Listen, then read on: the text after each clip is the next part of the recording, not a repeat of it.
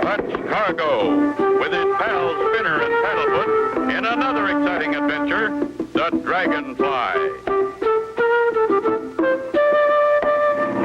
It isn't often that Clutch and company have to use pontoons on the plane instead of wheels, but they're off on a fishing trip to the Canadian lakes. Relaxation is good for the body, Spinner. And what better way to relax than fishing, I always say. You know, I'm for it, Clutch. Hope we catch the big ones. I think Paddlefoot hopes so, too. How far do we go? It's about 400 miles north of the border. What is pretty rough country. It's patrolled by Royal Canadian Mounted Police. They're the guys who always get their man, eh, Clutch? Right, Spinner. I've never known of one of them to fail yet. They very often ride horseback and have a dog as a companion. Wow! I thought you'd like that, Paddlefoot. There's a river below us. Is that the one we followed? Yep. Right to its starting point, which is Pot of Gold Lake. That's where we land. The rapids in the river are too rough. Gee, things look so small from up here. That canoe looks like a matchstick. Huh? Canoe? Where? Right there, Clutch, in those rapids. Golly, it just turned over. Hey, there's a man hanging on the side. If he keeps drifting, he'll go over the falls and be smashed on the rocks below. We've got to try and help.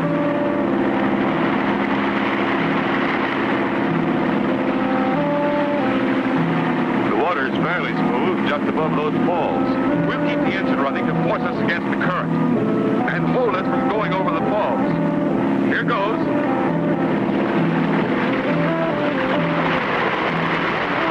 This current's plenty swift, but once I set the throttle at an even speed, just use the rudder pedals and steer the plane upstream.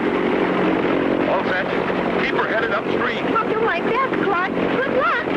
That man's going awful fast towards us. A little to the right, Spinner. Here he comes. Grab my hand, mister, or you're a goner. Hold her steady, Spinner.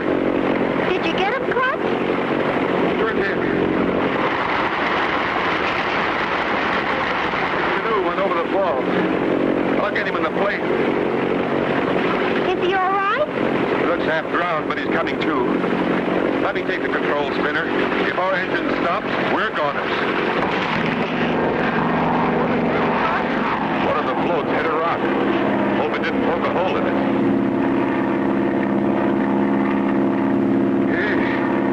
Made it.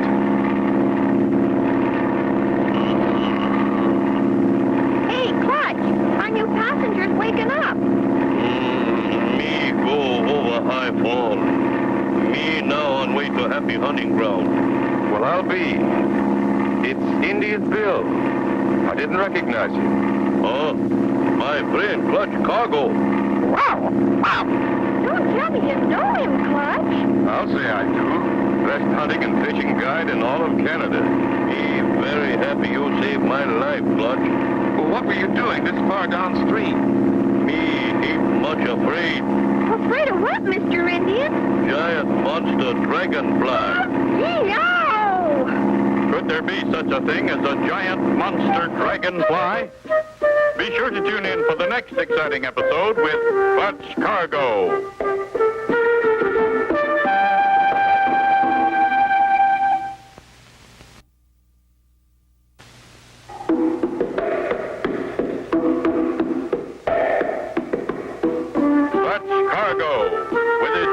Spinner and Paddlefoot in another exciting adventure, the Dragonfly. You remember last time, Clutch and Spinner were headed for the Canadian lakes to go on a fishing trip. It was a lucky thing that Clutch had fitted pontoons onto his plane and was able to land on the river and rescue Indian Bill from his canoe, which was drifting close to the dangerous falls. He had just told them, he ain't much afraid. Afraid of what, Mr. Indian? Giant monster dragonfly. Have you actually seen this giant dragonfly, Indian Bill? 2 times me see him. Me set traps in river to catch beaver and muskrat. Me go to look at traps. All traps sprung. No beaver, no muskrat. Me set traps again. Go back and see giant dragonfly just above water, stealing fur from traps. Then him fly away. Sounds bad. It can scare an old woodsman like you. Here's Lake Pot of Gold. As soon as we land, we'll take a look around. Uh-oh. Looks like one of Clutch's floats is going to come loose. Oh. We're in trouble. That rock we hit pushed us off from the river.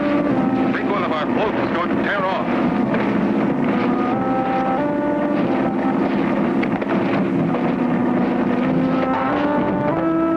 What do we do now? Have to land on one float, Spinner. Check all the seatbelts. Hang on. This is going to be dangerous. Okay, Clutch.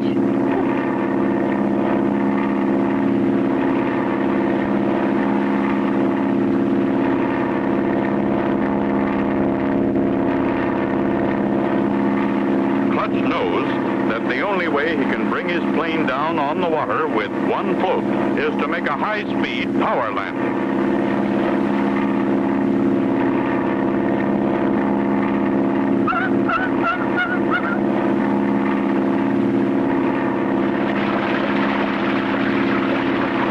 I'm going to try and run us up on the bank so we won't sink when we slow down. Brace yourselves. Here it comes.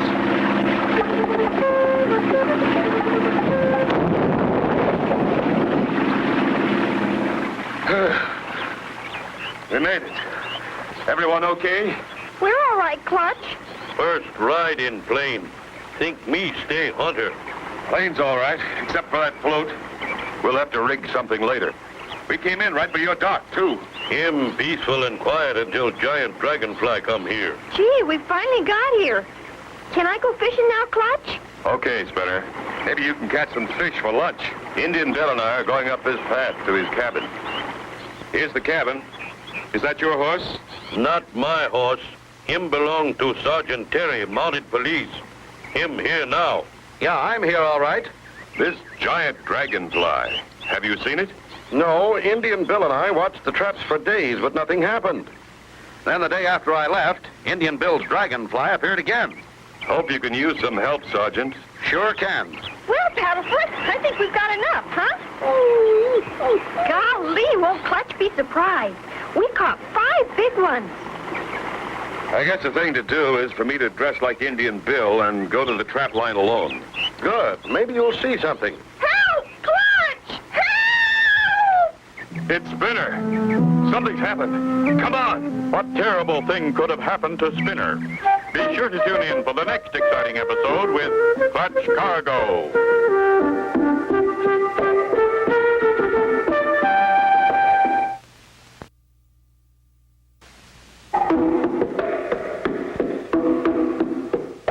Clutch Cargo, with his pals Spinner and Paddlefoot, in another exciting adventure, the Dragonfly. Last time, Clutch and company, after saving Indian Bill, headed for his home in the woods. One of the floats dropped from the plane, but they landed safely. Spinner decided to stay at the lake and fish, while Clutch went with Indian Bill to his cabin. While they were talking with Sergeant Terry of the Royal Canadian Mounted Police... Help! Clutch! It's Spinner. Something's happened. Help! Help! The sound's coming from over here. Help! Help! We're coming, Spinner. Clutch! Get me down! Help! You hold 'em, Spinner, Clutch. Me untie rope. Got you, Spinner. You're okay now? That's a nasty trick, setting a trap like that. Somebody meant to snag you, Indian Bill. There were 2 paths, and I guess I took the wrong one. But you didn't drop your fish. Wow, they're beauties. I didn't want to get them dirty. You're a brave boy, Spinner. I'm Sergeant Terry, Royal Mounted Police. Now let's get back to Indian Bill's. And as they go, someone is watching them.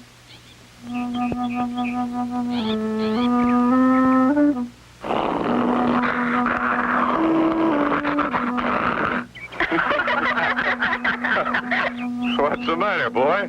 It's only me. Sure, Paddlefoot. It's Clutch. I'd never have believed it, Clutch. You look just like Indian Bill. You keep 'em close good, Clutch. That's my best trapping suit. Let's hope I can fool those fur thieves. We'll move on down to the trap lines. Oh, this'll be keen. The canoe is soon amongst the rough rapids. We'd better pull into the bank now. Then I'll go on alone in the canoe, the way Indian Bill does. Here is good place to stop. All out. When you get to turn in river, stop at big tree. You'll find long rope tied to it. Rope got 'em hooked to put on canoe. It holds you when you look at trap line. We'll stay in the cover and follow you down. Someone may be watching. Okay. I'm off. Good luck, Clutch. You need 'em. Boy, look at Clutch go. Almost like he's got a motor in it. There's the bend in the river ahead. Now to steer this thing toward the land. Hope I don't rip the bottom out of this canoe. Made it. That's the right tree, all right. Now to hook the rope on the canoe and let her drift. His canoe's back in the water again, and he's almost reached the trap line.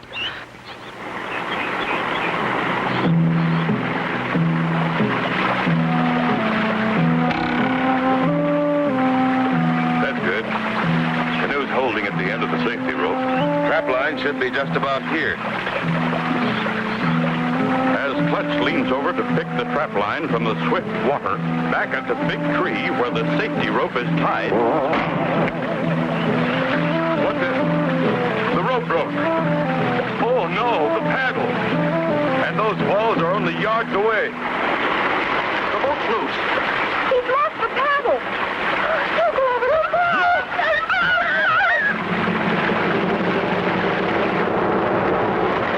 Clutch ever escape going over the falls?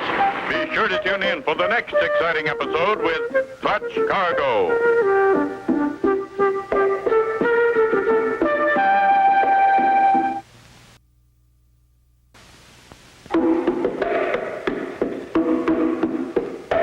Clutch Cargo, with his pals Spinner and Paddlefoot, in another exciting adventure, the Dragonfly. Last time, Clutch and company with Indian Bill and Sergeant Terry started downriver to inspect the trap lines. Clutch, dressed in Indian Bill's clothes, was alone in the canoe, held by a safety rope. As he reached for the trap line, Rope broke. The boat's loose. He's lost the paddle. He'll go over the falls. Clutch!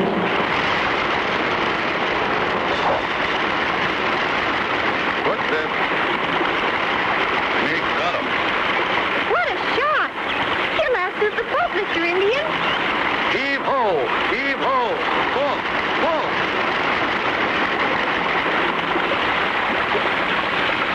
Hooray! We saved Clutch! Thanks to all of you, I think we've drawn our thieves out of hiding. If you look at the end of that rope, I'm sure you'll find it's been cut. You're right, Clutch. Rope been cut. Whoever did it thought you were Indian Bill. They'll stop at nothing to get control of your trap lines. They can't be too far away either. I'd like to scout from the air. Somehow we've got to rig up another float on the plane. Clutch, me got 'em big idea. Use canoe for float. By gosh, you've got it. That's a great idea. Canoe's about the right size, too. Okay, let's get going. the canoe is fixed onto Clutch's plane, and they are soon ready to go. Won't last forever, but I hope it'll hold for a time. I'll stay here, Clutch, just in case we have visitors. Paddlefoot and I are ready, Clutch. We'll help you look. Me come too. Me sail canoe up in sky. Glad you want to come. We need you. But you'd better ride in the cabin with us. Well, so long, fellas. Hope you find out something. We'll soon know if that canoe float's going to hold. Made it.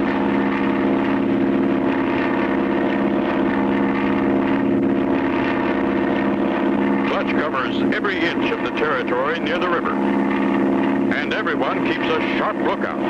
But all they can see is an occasional trapper's cabin and a huge deserted barn that begins to interest Clutch. That old barn not used in many, many moons. Almost fall over. There it is again, Clutch. Looks like it could fall any minute. That may be, but I've just got a hunch. It's big enough for a giant dragonfly to use. Huh? You mean you think the dragonfly is real? I sure do, Spinner. Golly! I think it's real enough to carry a couple of thieves and plenty of furs and that deserted barn is a perfect place to keep it. We're going to take a look.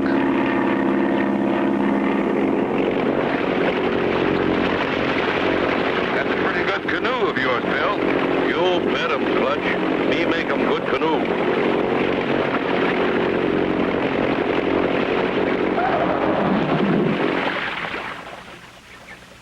Old barn not far now. I'll say it isn't. I can see it from here. Seems deserted, all right. Hey, look. A fence. Must go all the way around. Something's going on here. Doesn't seem to be a gate. Guess we'll have to climb it. No, Spinner. Wait. Don't touch that fence. It's charged with electricity. Is Clutch's warning too late to save Spinner? Be sure to tune in for the next exciting episode with Clutch Cargo.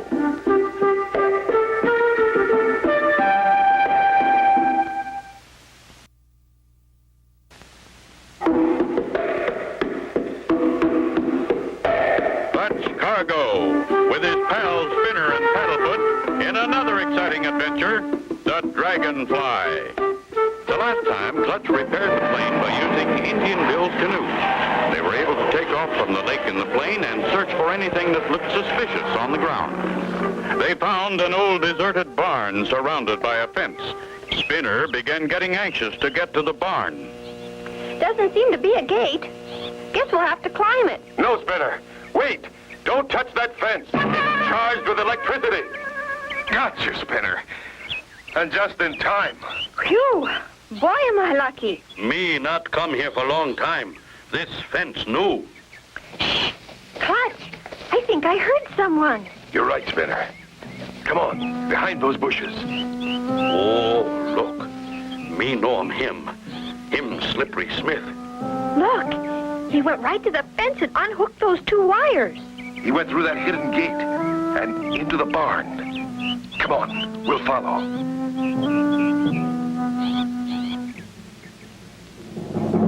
There's your giant dragonfly, Indian Bill. An Army surplus twin-end helicopter. And look at the furs. Millions of them. That sound like thunder. It not rain, sun shining. That's not thunder. Look, the whole roof's sliding back. What do we do, Clutch?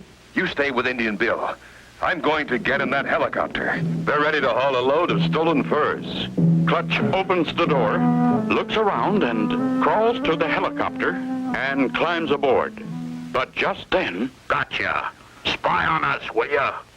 You're all going for a little ride, and when we get way up in the air, I'm gonna throw you out. All set, Mushy.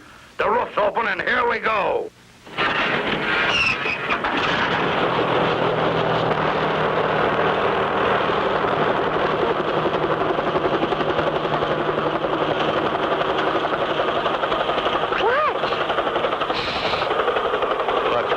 Unties Indian Bill's hands. Awful quiet back there, Mushy.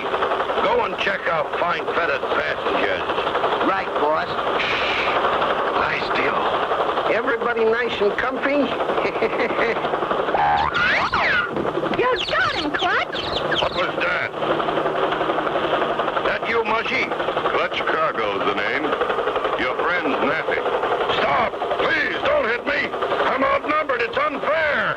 Tie him up, Indian Bill. I'll pilot this so-called dragonfly.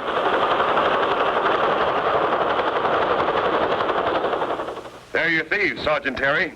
Thanks, Clutch, for a job well done. When the furs are sold, the money will be turned over to Indian Bill. The helicopter was stolen. We'll return it. Gee, you're going to be rich, Mr. Indian. And you deserve it. And I guess this ends the mystery of the giant dragonfly. Golly, Clutch, we got to go back. You mean you like that place so well you want to go back? No, Clutch, we forgot my fish. And so ends the story of Clutch Cargo with his pal Spinner and Paddlefoot and the Dragonfly. Be sure to tune in for the next exciting adventure with Clutch Cargo.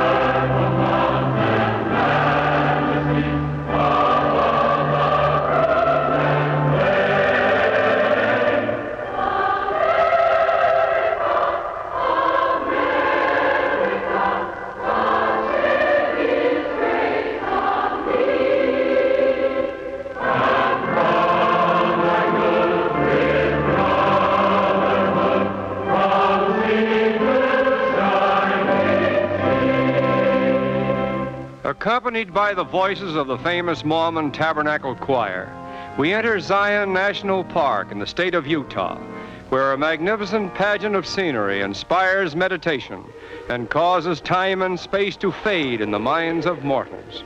For here we behold a colorful history engraved in stone and molded by the eternal forces of wind, water, and time, every strata being the indelible record of 1,000,000 years or more in the evolution of the earth.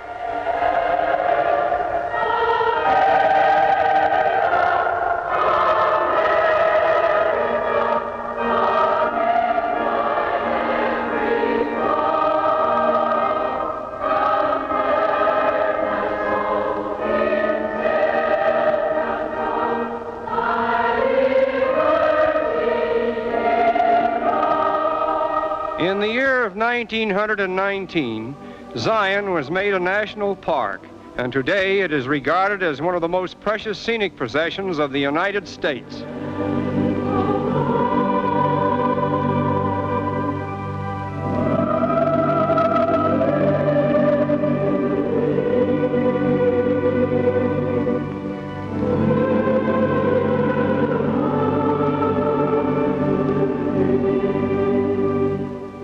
But massive construction in this magnificent region is no longer the monopoly of nature, for the handiwork of man has also asserted itself in the construction of the Mount Carmel Highway and Tunnel, considered to be one of the most spectacular engineering feats in America. This tunnel is cut for about a mile through solid rock, and opening from it are a series of huge windows, framing some of the grandest views in all of Zion. The first white men to settle in Utah were Mormons, and it was they who christened this glorious region with the biblical name of Zion. A story is told that Brigham Young, the great Mormon leader, disputed the title and said, "It is not Zion," whereupon his devoted followers called it not Zion until recent times. According to geologists, these colored cliffs were created when all this area lay beneath the sea. In the course of a great upheaval, the earth slipped, causing colossal cracks, which became exposed to the erosive forces of water and wind, until rushing torrents widened the crevices and finally caused the prodigious formations which we now behold.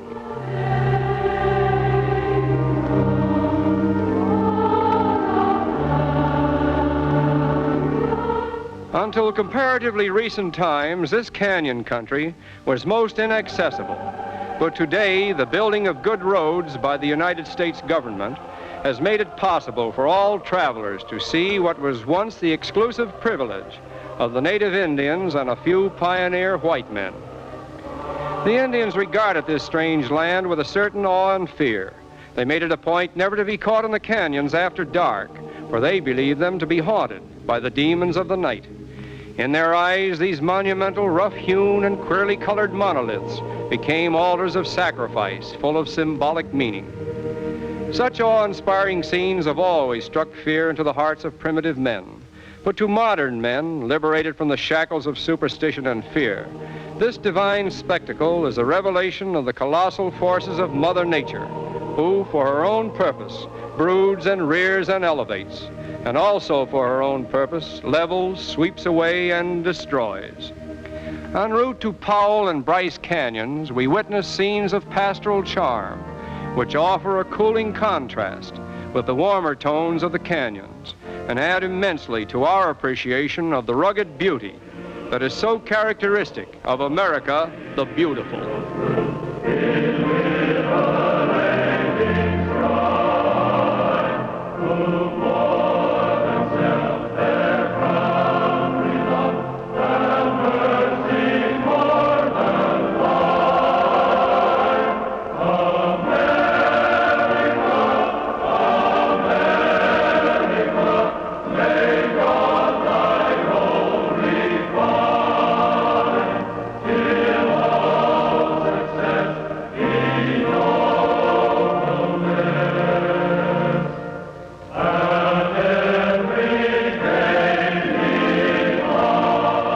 Passing through Powell Canyon, we behold scenes of such fantastic color and grandeur that it seems we have suddenly left the earth and are now traveling through some strange land that is not of this world.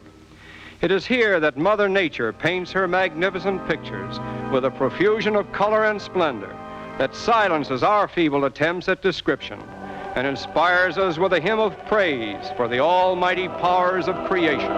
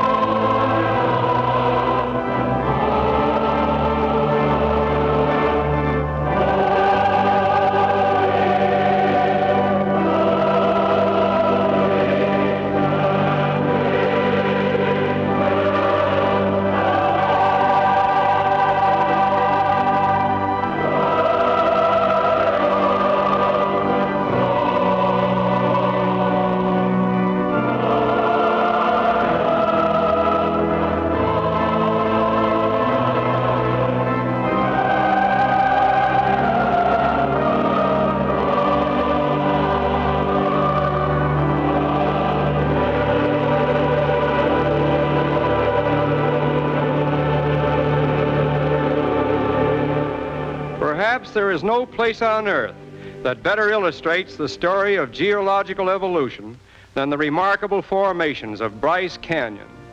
Bridges, spires, minarets, arches, gables, all the achievements of architecture were formed here long before the coming of mankind. The relentless drip of raindrops, aided by ice and wind, carrying away a grain of sand at a time, carved these fantastic monuments.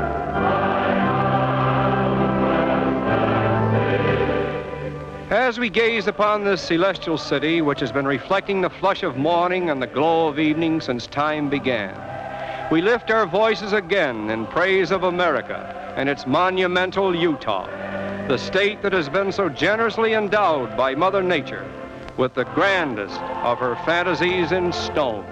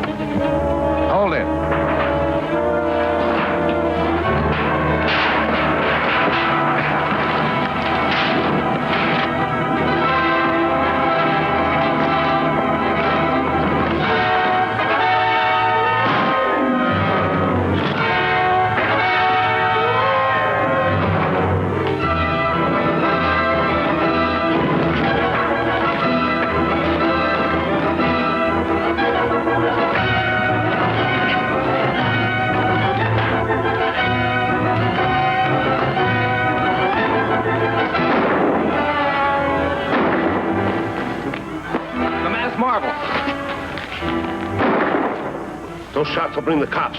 We've got to finish off the marvel and get away quick.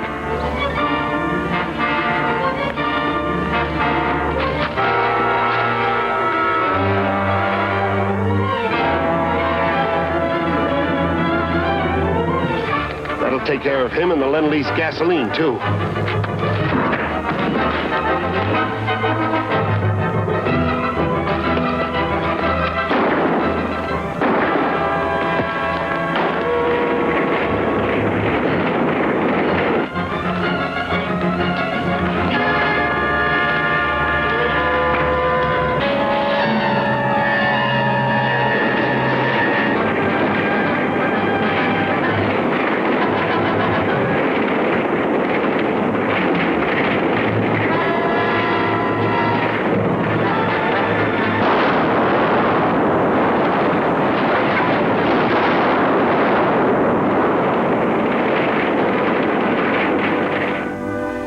This is the masked marvel speaking. The destruction of the gasoline tank prevented a greater catastrophe. A highly explosive compound of nitroline had been added to that fuel, and if it had been shipped to our allies, hundreds of planes would have been destroyed. Our only clue to the saboteurs is the nitroline. Undoubtedly, all stocks of it are insured. So I want you, Mr. Crane, to check your records for policies covering nitroline. That is all. I think his idea is very sound. I'll check our records first thing in the morning and phone you then, Alice. This may be the clue we've been looking for to lead us to Sakima. I had anticipated that they would attempt to trace our supply of nitroline. The masked marvel is a clever opponent, but we can be more clever. But I can't lie to them.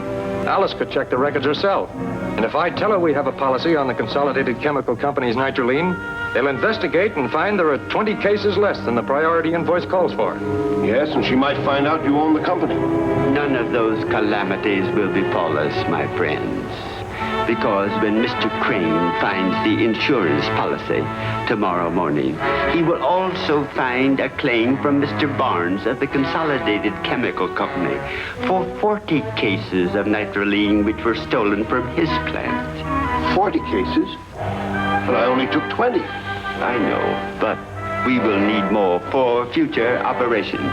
And you will have ample time in the morning to remove 20 more cases before Mr. Crane can telephone Miss Hamilton. Consolidated Chemical. Yes, I understand. Thank you. That was Mr. Crane, and the Consolidated Chemical Company filed a claim this morning for 40 cases of nitroline that were stolen from their plant. Hey, that sounds just like the place we're looking for. Where's the plant? It's in the Fowler Warehouse building, 6th floor.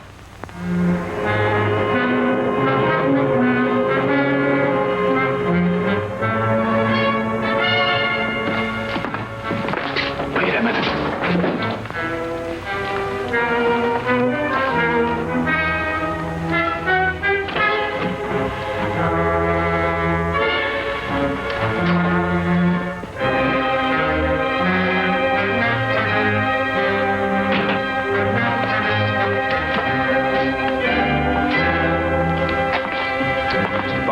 Yeah. We're insurance adjusters here to check your nitroline loss. Oh, yes. I've been expecting you. Any idea how it was stolen? Not in the least. What's left's over there. Alice, you and Terry check over the number of cases, and while Bob's looking over the windows and doors, I'll take care of the office. Okay, Mr. Barnes? Sure.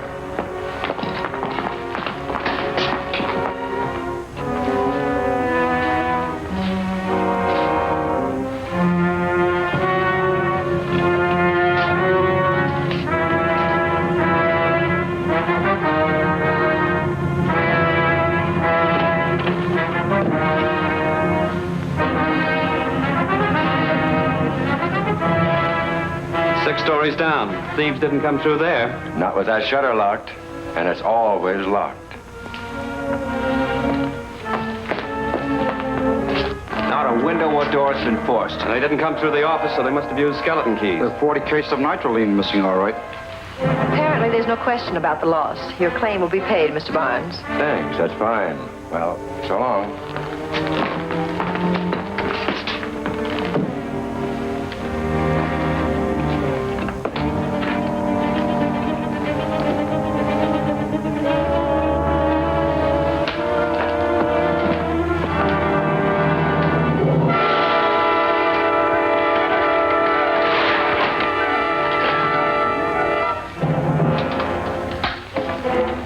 CC calling MP.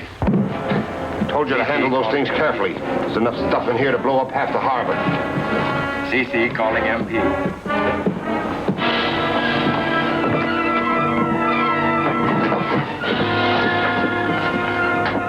MP answering. Go ahead, Barnes. Hello, Mace. Investigators were here all right. Didn't suspect a thing. Looked around a little and agreed to pay the claim. Fine. I'm starting back now. Sakima's going to phone me there about hiding this boatload of nitroline.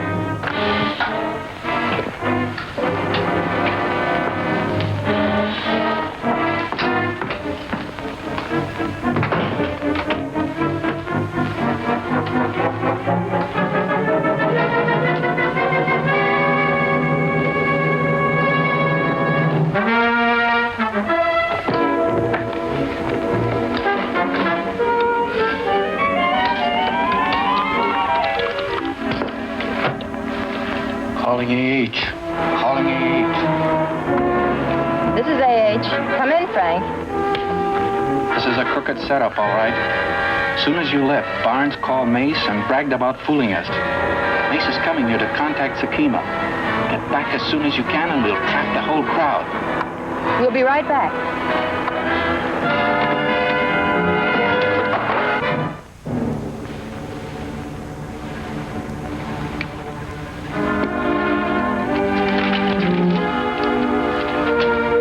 We've got a visitor. Frisk him, Jay.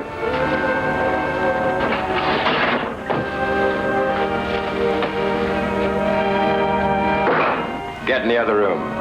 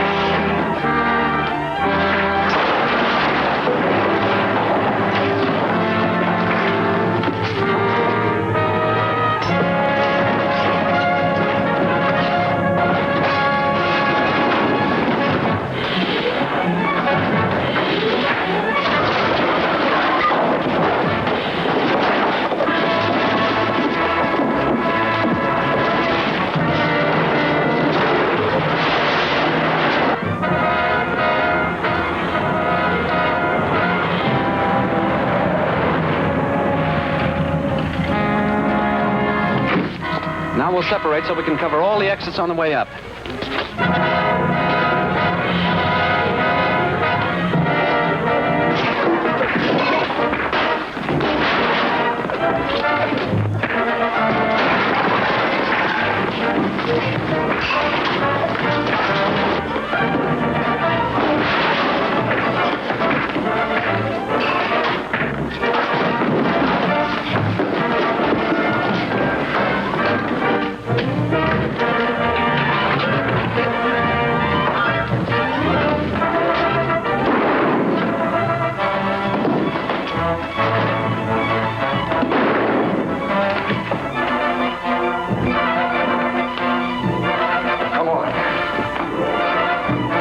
Gun.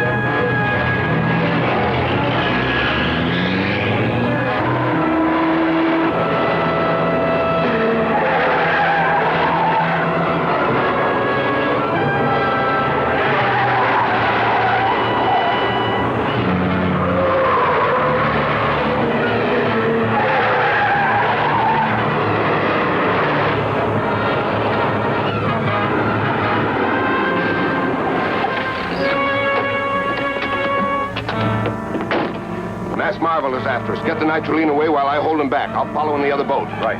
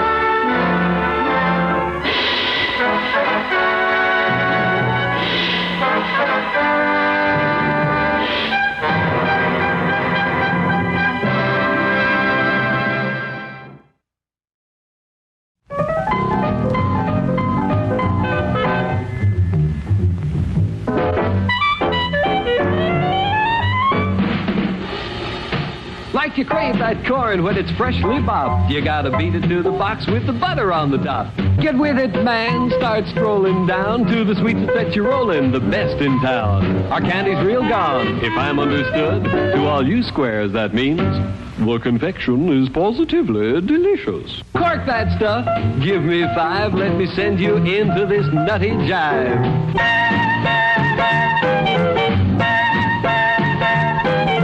Go, man, go. It ain't very far. Shake it on down to this cool snack bar. Come on, Jill. Give us a treat. A friendly pepper-upper with a tasty beat. Drink Dr. Pepper, Dr. Pepper, 'cause it never lets you down. Frosty, man, frosty.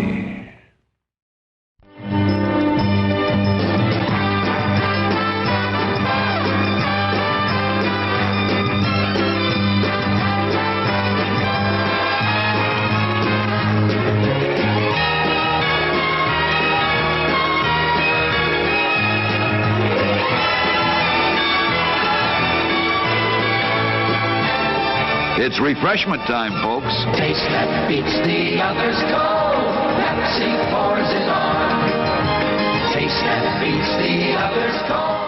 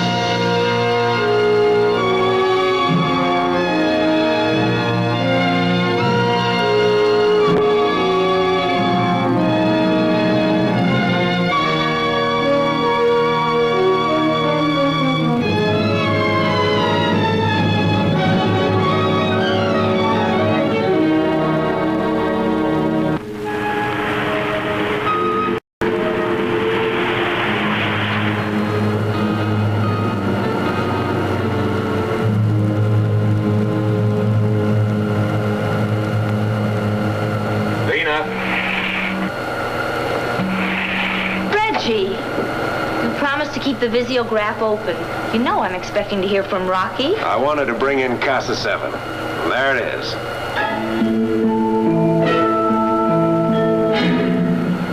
I contacted Casa Central Control Station, and they're holding communications open. Can I speak to my brother, Paul? Well, I asked for him. They said he's at the landfill inspecting construction on the new landing platform. I'll soon see him. It'll be wonderful. How long since you've seen your brother, Vina? Almost 3 years. And he'll be on the Casa 7 project another 5 years. What happened, Reggie? All the instruments are dead. Flight seems normal. This is weird. Check the rockets. Rocket thrust is 0.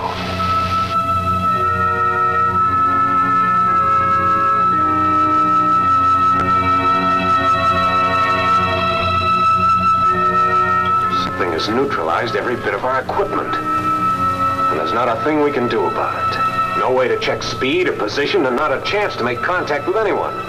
Somebody may have us under robot control. I don't know, Vina. And I don't know of any way of finding out.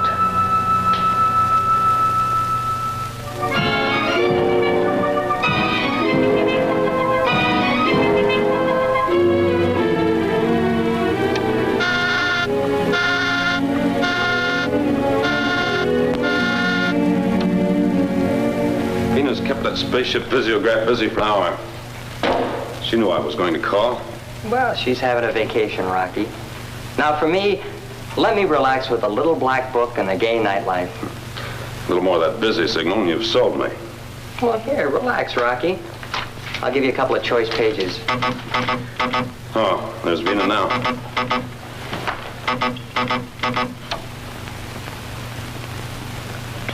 Oh, Mr. Secretary.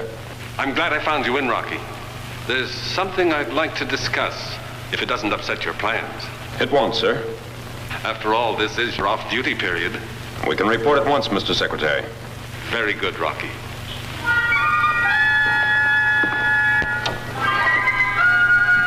Well, I kissed the beautiful girls goodbye. And the gay nightlife. And the gay nightlife. But I'm not giving up yet.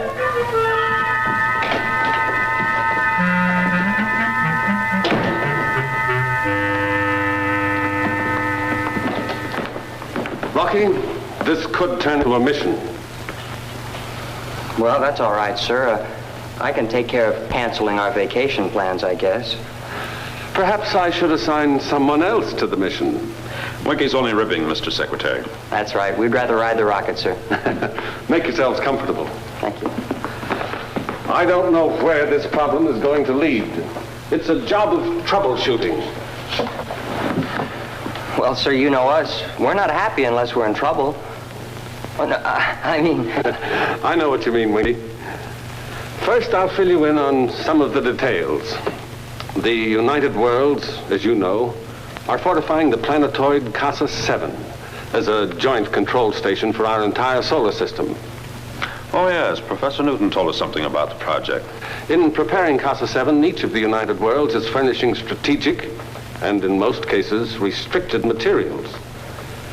But lately, there have been disturbing reports of cargo spaceships vanishing on the way to Casa 7. Yes, Higgins? We're in contact by visiograph with Mars, sir. They request Secretary Drake. I'll take it on my receiver.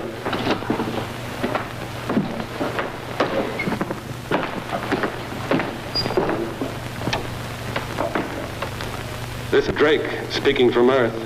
Speaking from Mars, Runus here. This is the final report on our supply spaceship Double M en route to Casa 7. It is now 2 moon cycles overdue. We must presume it to be lost. Space Rangers are being assigned immediately to investigate the entire situation of missing cargo ships. I know you'll keep us informed, Mr. Secretary. You'll have a report within a solar month. Greetings from Earth, Runus. Greetings from Mars, Secretary Drake.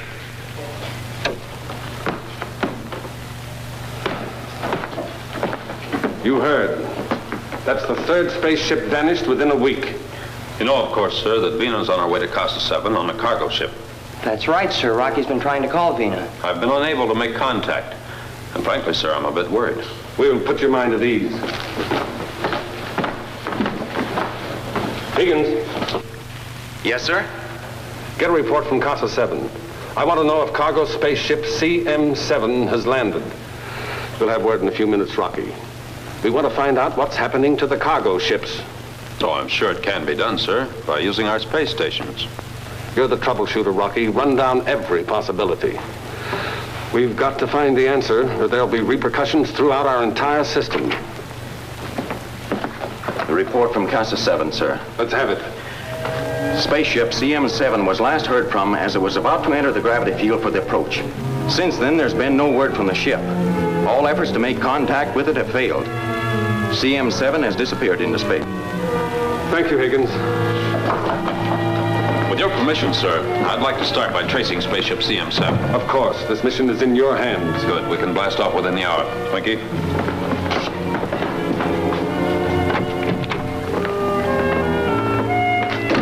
Get the orbit jet ready for blast off, Winky. I'm going to see Professor Newton for a moment. The rockets will be ready to roar.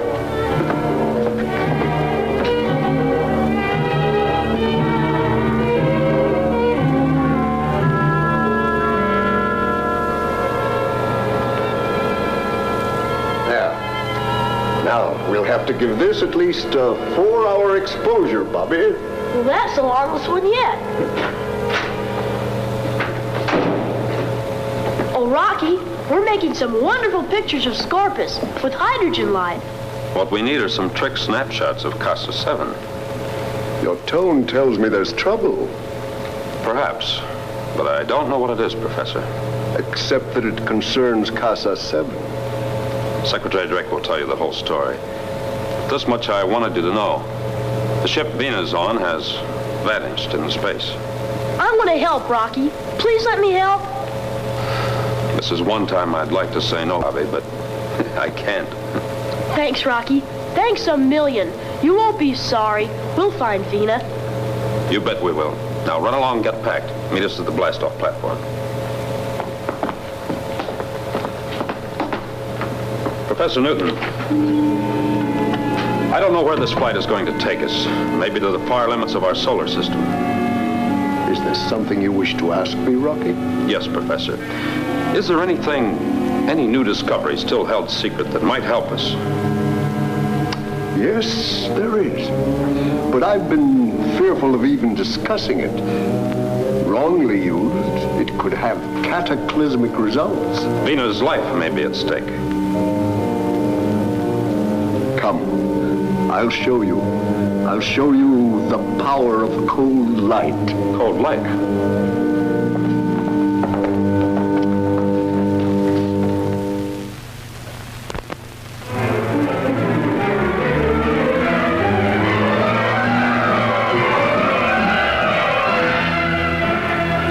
As long as our auxiliary power holds out, we can use the visiograph.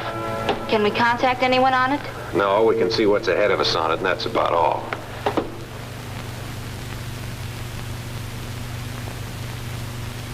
As near as I can tell, we're traveling at a constant speed. Reggie, we're alone in space without a rocket. No, we're not, Reggie.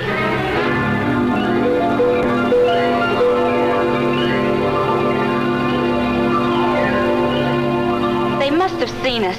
The ship was coming in our direction. I couldn't identify it. It didn't have any markings. It may have come from Casa 7. We'll soon find out.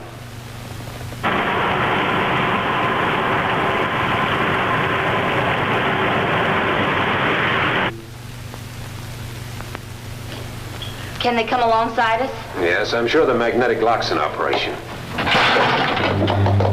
Well, they're alongside. Probably aligning the airlock hatch.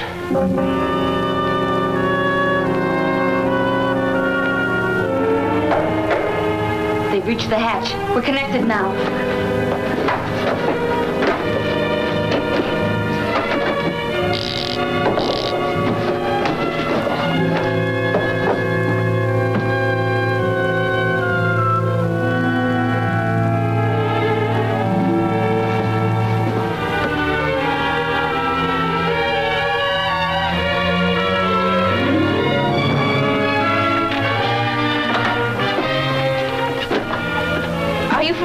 7? No. On Casa 7, they don't even know you're alive. And you're the ones who neutralized our equipment. You're real bright to figure that out for yourself. I'll get to the cargo room. Relax, or you won't be alive.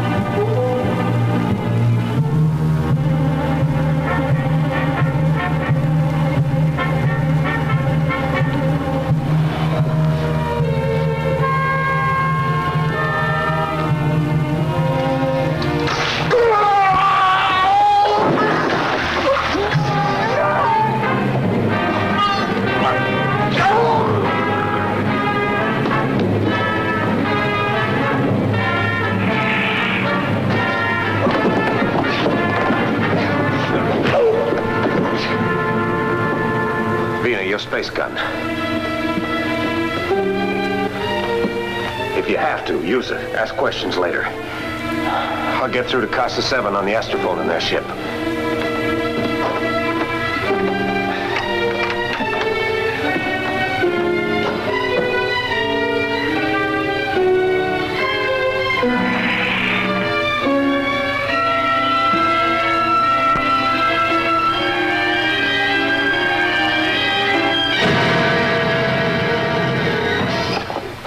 Keep an eye on him, Doc.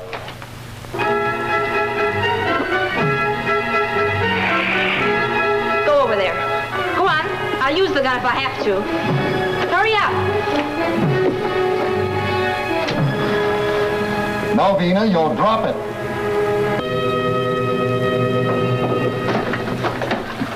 Get over there.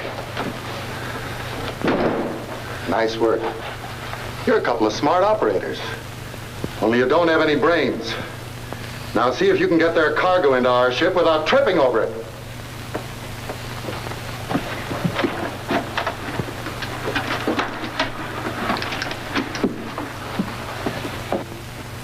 So, Rinkman, you've ended up as a space pirate. At least you can't sink any lower. It's a very profitable business, Vina. And to get it, you destroy spaceships.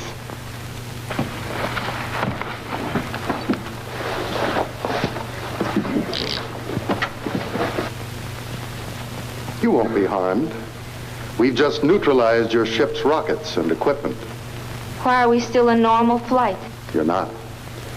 You're revolving around Casa 7 in a fixed orbit, just like the moon revolves around the Earth.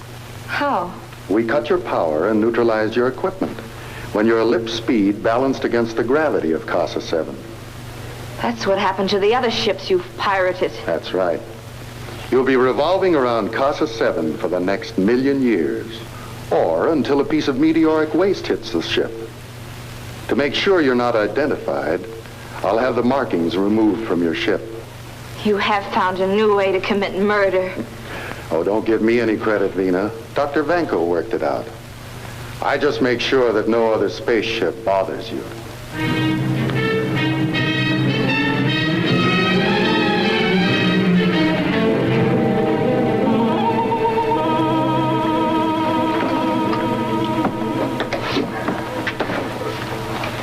Ringman, this is the last of it. I'll send your pilot back. Oh, I almost forgot. In case you're expecting help from Rocky Jones, forget it. I've got a decoy spaceship waiting for him. The orbit jet will be blown to bits. The orbit jet's going to be blown to bits. The orbit jet's going to be blown to bits.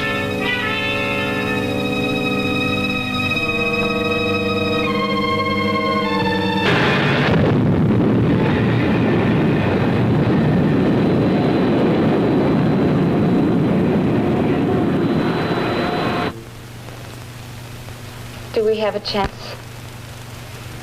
No use kidding ourselves, Vina. It's like a 1,000,000-to-1 shot that we'll ever be seen. Like finding a tiny fragment in infinite space. Until our food gives out or a meteorite hits us. That's the deal, Lena. Right now I'm hungry. I'll get lunch.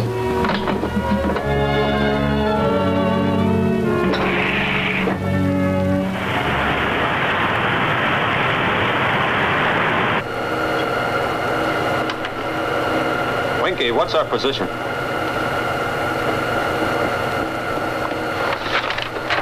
Well, let me see if I can read it. Hey, what are you trying to do? Get my job as navigator? Well, you know I wouldn't take anything that yours or Rocky's. Go ahead and read it, boy. Position celestial meridian, longitude 219 degrees 20 minutes. Celestial parallel, latitude 76 degrees 4 minutes. Good work, Bobby. Oh, Winky. Yeah, Rocky? I've contacted Casa 7. They still have no word from Venus spaceship. Oh? Well, maybe we better start scanning the radar vex, huh? A good idea. Our flight will take us into Casa's atmosphere. Hey, Winky. A spaceship at 5 o'clock. Oh. Can you identify it? Yeah, it's a Mars spaceship. The Double M. The ship that was reported lost. XV-2 calling spaceship Mars Double M. Come in, Double M. This is the XV-2 calling spaceship Mars Double M. Come in. It's turned 15 degrees off horizontal. The ship's damaged, Rocky. Bobby's right. The astrophone must be out. Secure, we're going alongside.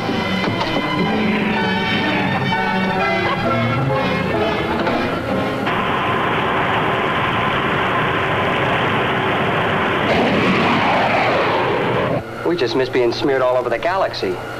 No wonder they didn't answer our signal. Sure, they were leading us to the slaughter. The Double M was lost, but apparently she's been found by enemies who are aboard now. Well, do we run or fight? Prepare to fire starboard rocket. Aye, aye, sir.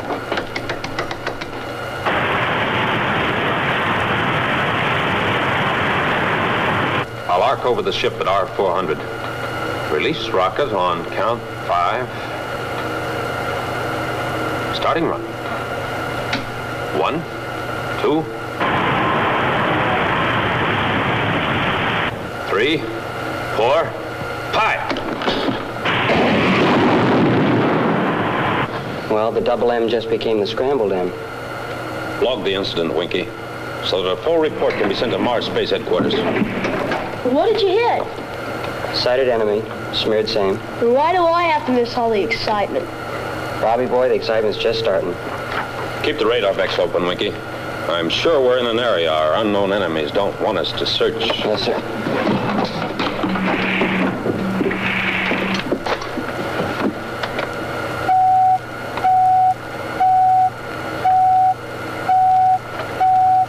Rocky, object ahead.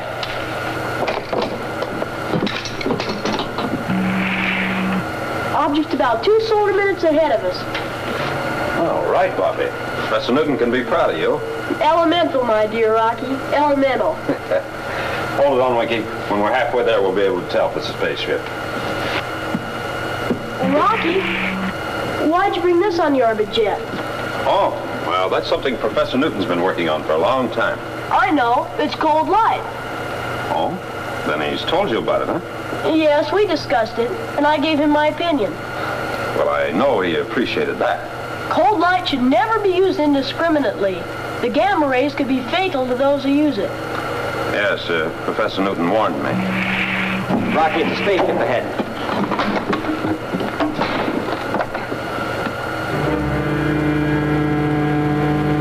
Safety box.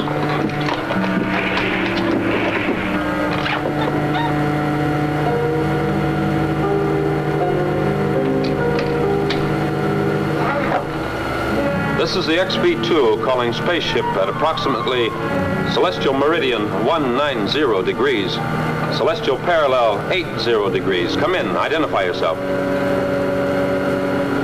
This is the XV-2 calling spaceship at approximately celestial meridian 180 degrees, celestial parallel 90 degrees. Come in. Identify yourself.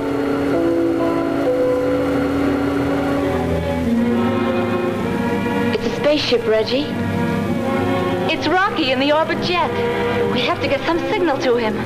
We're helpless, Vina. The rocket missiles. We can't operate the tubes. And even if we could, firing them wouldn't be safe. I mean, force them through the tubes. Drop them overside. They'd have to see that and not pass us by. It might work. We could give it a try. We may have enough auxiliary power to drop them off.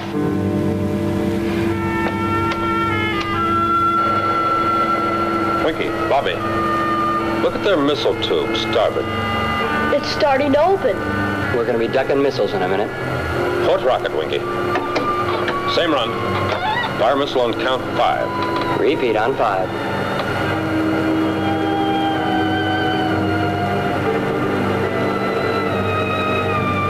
Starting run. Check. 1, 2, 3, 4. Hold it, Winky. Hold fire.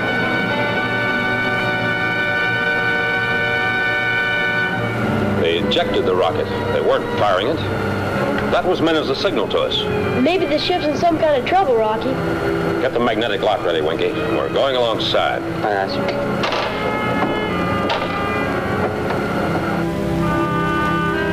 The orbit jet is gone.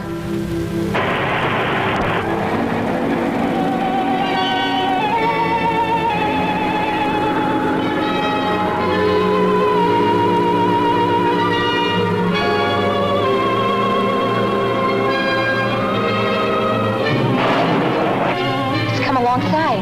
I'll open the airlock hatch.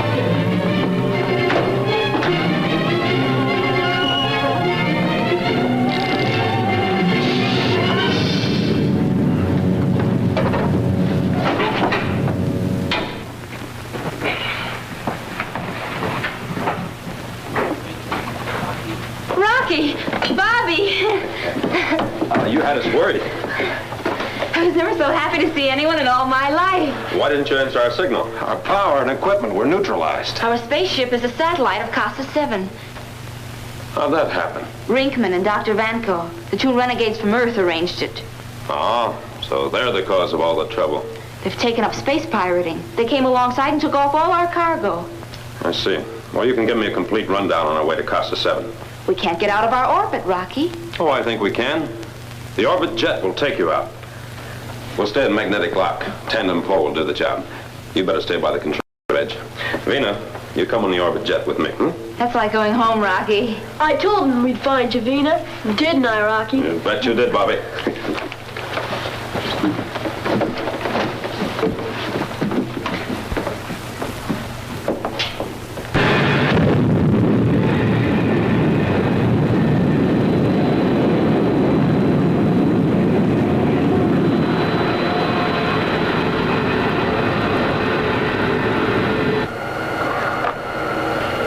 XP2 calling Casa 7. Come in, Casa 7. Casa 7 Central Station to XV2. Requesting landing clearance. Bringing spaceship CM7 in on tandem pull. Landing platform in readiness. Please report at 10 miles. We'll bring you in for ground control approach. Out. Out.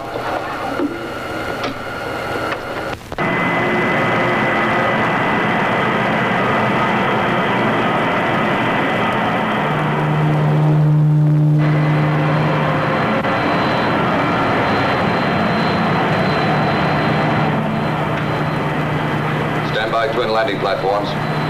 Ready magnetic locks. It's only a matter of seconds now.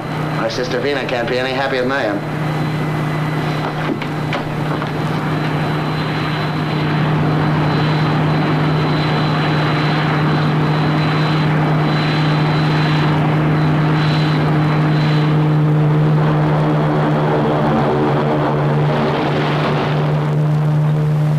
Jet and CM7 and magnetic lock are safely landed, sir. Nice going, Ken.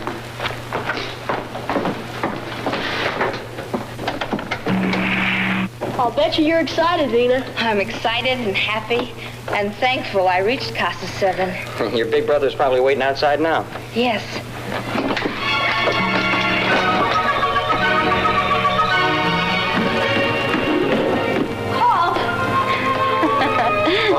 to see you, sis. I came very near not making it. Yeah, you sure had us worried when your ship didn't answer our signals. We were spacewhacked by pirates. None of our equipment was working. Winky, I'm disappointed. There aren't any girls waiting for you. You're disappointed. How do you think I feel? Bobby, Winky, this is my brother Paul. Hi, Bobby. Hello, Winky. Hi, Paul. Winky's co-pilot on the Orbit Jet. Uh-huh. Hey, Bobby, aren't you a little young to be a space traveler? I'm learning to be a pilot like Rocky. Hello, Reggie. I hear you've been having pirate troubles. Well, they almost hitched us to a star and left us there. And you're Rocky Jones. It's nice meeting Venus, brother. It's a 7? I wish it were on more pleasant business, Paul. We should discuss a plan of action as quickly as possible. Well, let's go to my quarters and get on with it. Come on, sis. I'll show you how your bachelor brother lives.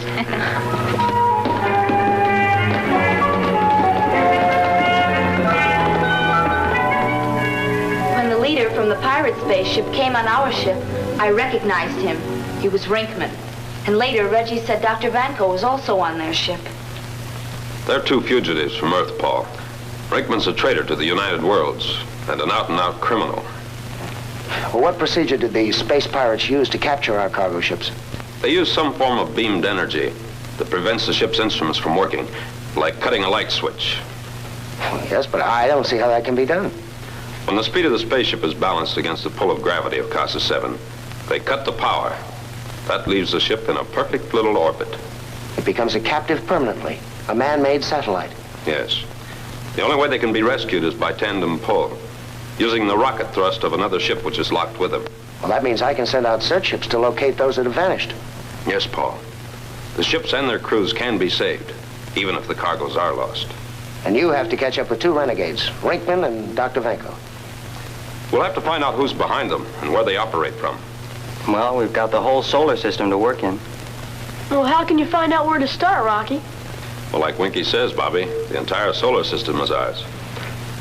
Oh, Paul, I'd like to use your solar system atlas, if I may, and do a little studying. Sure, right there on the bookcase. Help yourself. And if you need anything else, just ask. Thank you, Paul. Well, let's let Rocky get to work, huh? Meantime, I'll show the rest of you what's being done here in Casa 7. Are you sure it's all right for us to leave, Rocky? Oh, we won't go too far, Bobby. Well, I'll stick around in case Rocky needs anything. Okay, you can always reach me by the visiograph. Fine.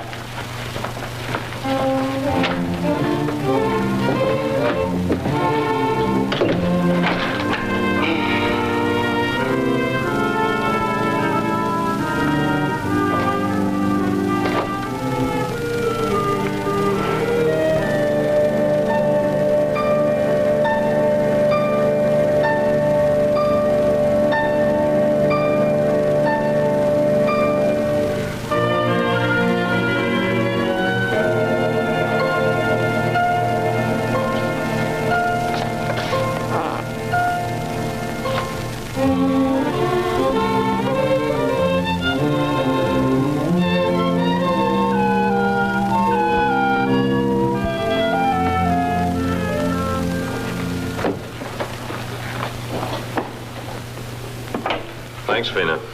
Can I get you anything else? No, this is just fine. Oh, did you get Bobby to bed? Yes, he's in dreamland. So's Winky. And you're next, Fina. Turn in. Are we getting anywhere, Rocky? I think so. If Paul's around, I'd like to talk with him. We'll be right with you. Oh, Fina, just Paul. You'll learn all about it in the morning. Those are orders. All right. Yeah. How about a little snack for me, huh? I was awake all the time. I'll get you a snack, you faker.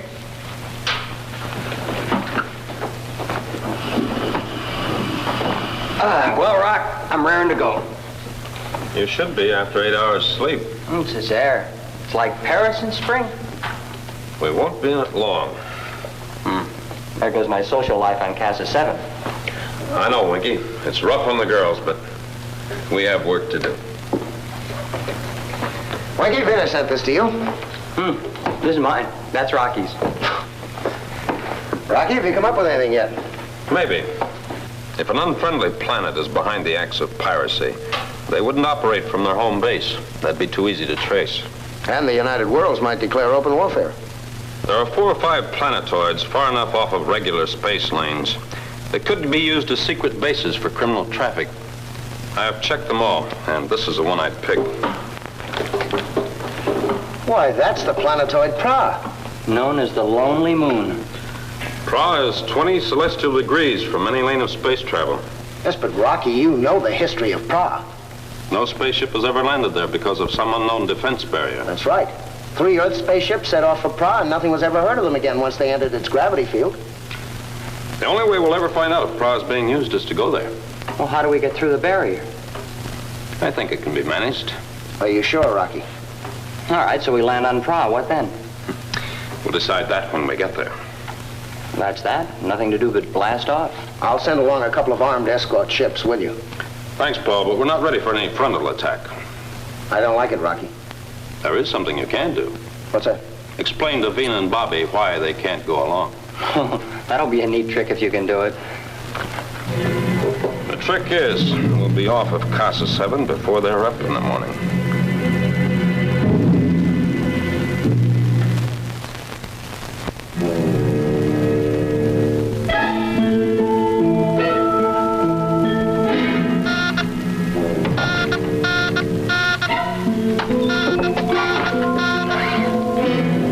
This is Ophiuchus. Come in. This is Rinkman speaking from Pra. Calling Cleolanta on Ophiuchus. This is Cleolanta. What is there to report? I've got the cargo of Earth's spaceship CM7 safely stowed away. Hold it at Pra until you receive delivery orders. Is there anything else, Rinkman? Yes. Break down a little, Cleolanta. Forget you're the boss for 5 minutes. Do you have anything more to report? A little bit. I think you'll like this. After we left the CM7 to its lonely travels, we picked up Rocky Jones on the radar Vex. And you kept right on to Pra? Sure, why not? So he could follow you?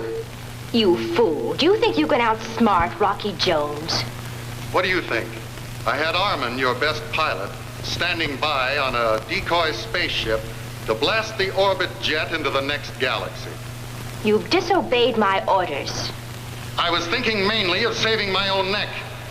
Remain on Pra for further orders. Out.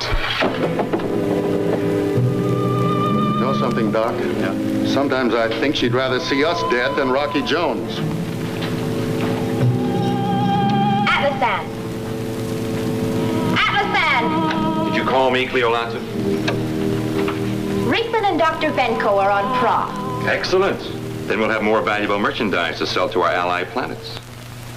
Rinkman and Dr. Vanko are to be executed. Executed? But what have they done? They've disobeyed my orders. I shall see that your orders are carried out. Then do it. Cleolanta, it's too bad that we can't get Rocky Jones to take their place. Get out. Get out!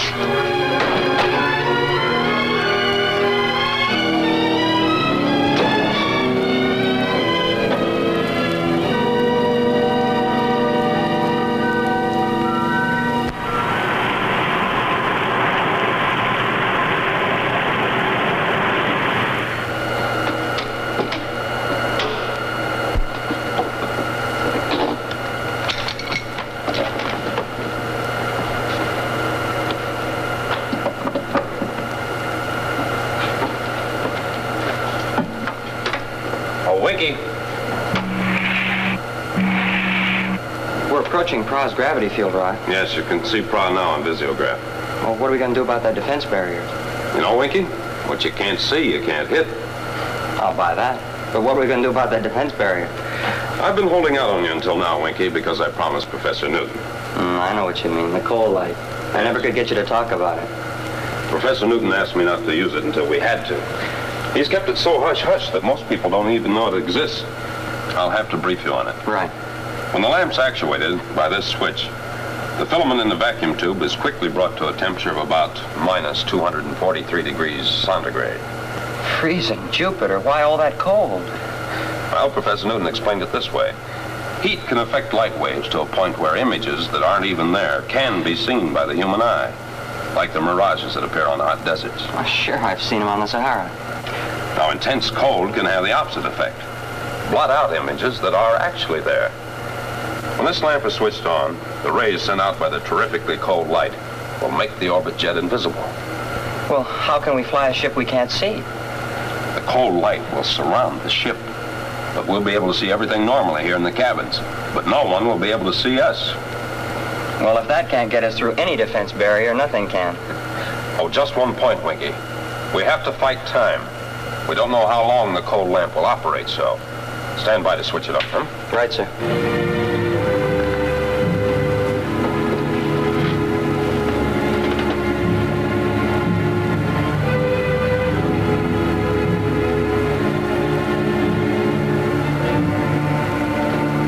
We're entering cross-gravity field. Switch it on, Winky.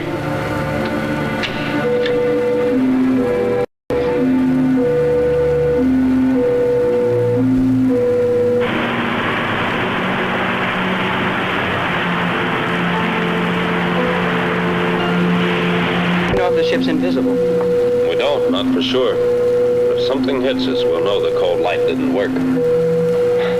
That's finding out the hard way. Boy, that's a rugged place. Activate the gyro. Activated, sir. Secure for landing. But even if we can spot a place in that rocky terrain, the orbit jet won't stand on its tail. We're going to go right into one of their landing platforms. Well, somebody's going to be surprised. I hope it isn't us. We didn't have a signal for a landing. Who could possibly land on Prague? Markov. Markov! Markov here. Who's making a landing? Nothing's coming into the landing platforms. Are you blind? Let's have a look, Doc.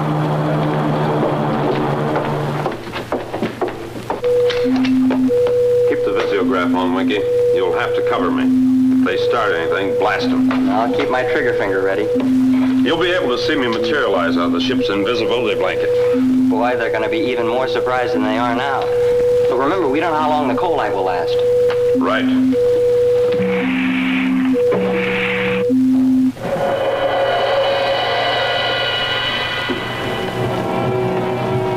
You can see no spaceship has landed here. It must have landed. We heard the rockets.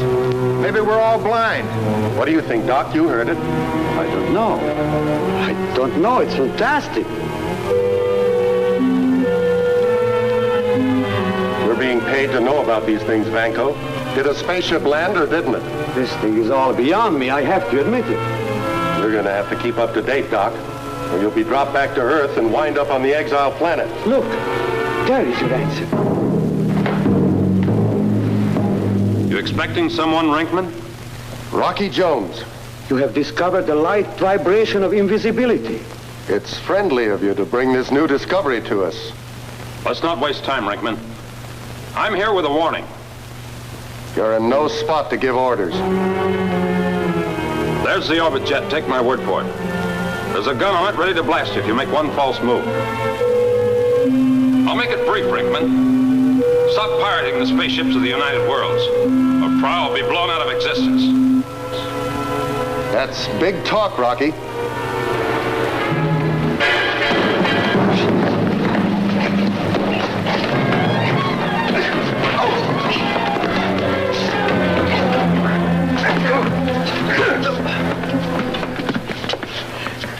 I didn't think the orbit jet would fire on you to get us. You'll gain nothing by holding me. We'll take that chance. Get him to the caves.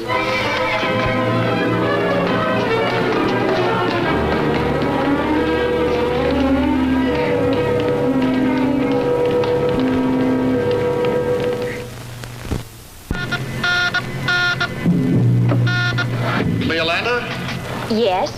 This is Rinkman on Prague, reporting an emergency. Proceed with your report. There's been a slight change in our plans to destroy the orbit jet in Rocky Jones. Why wasn't it reported earlier? Because I didn't discover the change until Rocky Jones landed on Prague. That's impossible. No spaceship can get through the defense barrier. Rocky Jones has discovered a new trick. He's here. What is he up to? Nothing much, as long as I have him locked up in one of the caves. Keep him under guard. You'll get further orders. Out.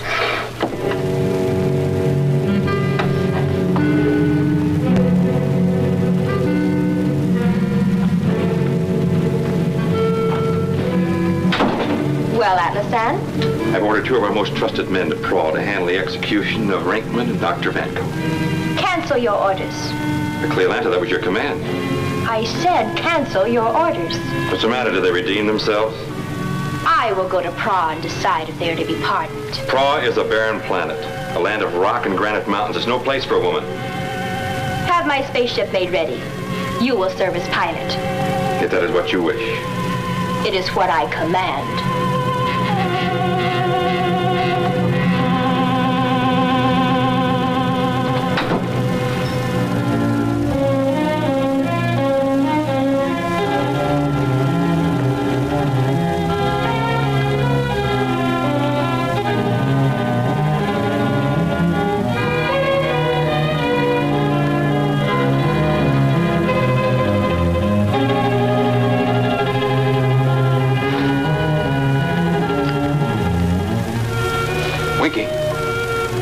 Winky, am I getting through? You're coming in clear, Rocky. I'm being held in a cave in one of the mountains. I'll find it. We don't know how much coal light we have left. You're not to leave the orbit jet. I'll have to find a way to get clear. So keep the ship ready for blast-off at any time. Will do. But I feel like a lunkhead just sitting here. Your job is to keep the orbit jet invisible, just as long as the coal light holds out. Stand by.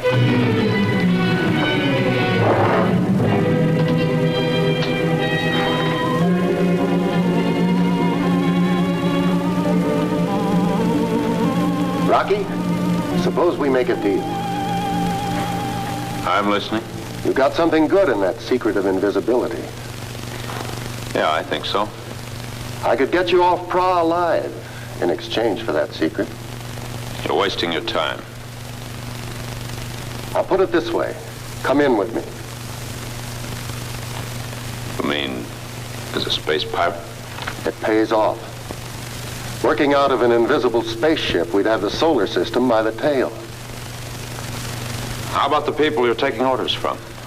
We won't be needing them. We can brush them off. Yes, but I don't know who you're working for. You'd like to know, wouldn't you, Rocky? Not a chance. All right. Well, Rocky, is it a deal? Or do you rot it out in this cave?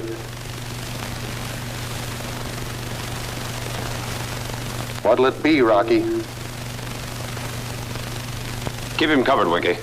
I got him covered, Rocky.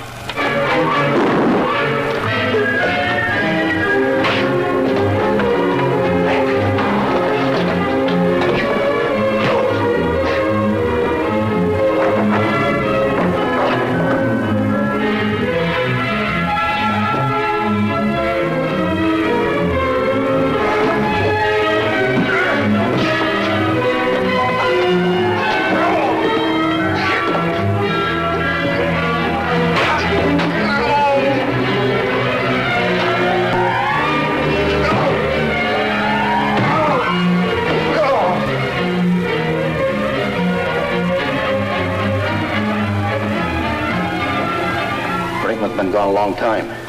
He had some business with the prisoner. He shouldn't have gone to see Rocky Jones alone. Rock is a sharp character. He insisted. I'm going to see what's going on. Back up. Don't try anything. Go on, Dr. Vanko. Put your hands in the air and keep clear. Go on, get over the side, Dr. Vanko.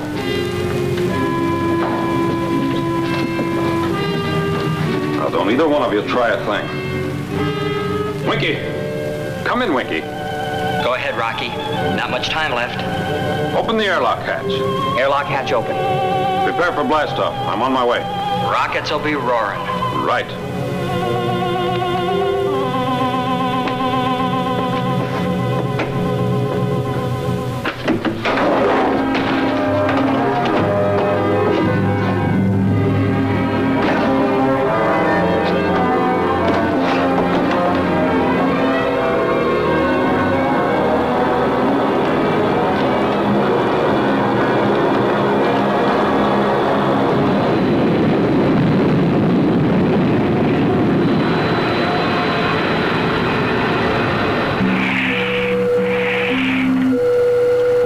Off perfect, Winky. You had yourself quite a time. Yes, but I didn't quite complete the job. We know where the space pirates operate from. And who they are. But we still don't know who's behind Rinkman. We'll keep the cold light on until we're out of Pra's gravity field. I sure hope there's enough energy left in the lamp. Winky, look. Strange spaceship headed for Pra. Wow, we just blasted off in time. Brinkman's boss is probably on that ship. I'd sure like to have a look inside. Yeah.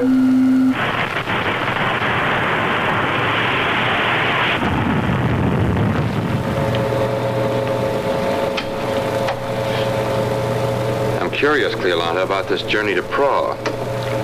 The truth is, Rocky Jones has been taken prisoner and is being held on Pra. Oh, so that's the reason you're giving it your personal attention. If you were as smart as my chief officer should be, you'd know the reason. Rocky Jones has caused us more difficulties than any other person in the United Worlds. I want him on our side. You failed before, Cleolanta. This time, I'm not going to fail.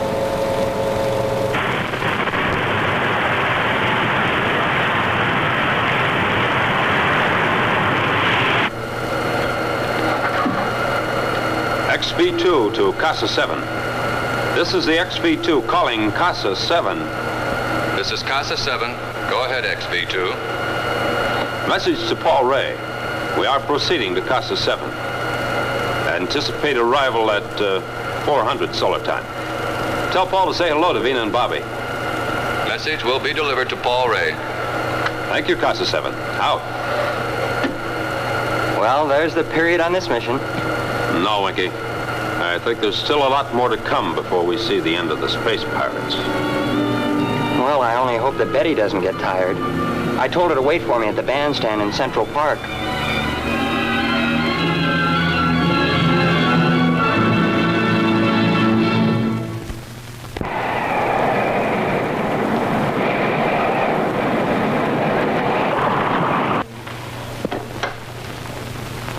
This is Casa 7 Central Station. Come in. This is the XV2 approaching gravity field. What is your estimated time of arrival? 1100 hours. We'll prepare landing clearance. Please contact Central Station when you reach altitude 50 miles. We'll report at 50 miles. Out.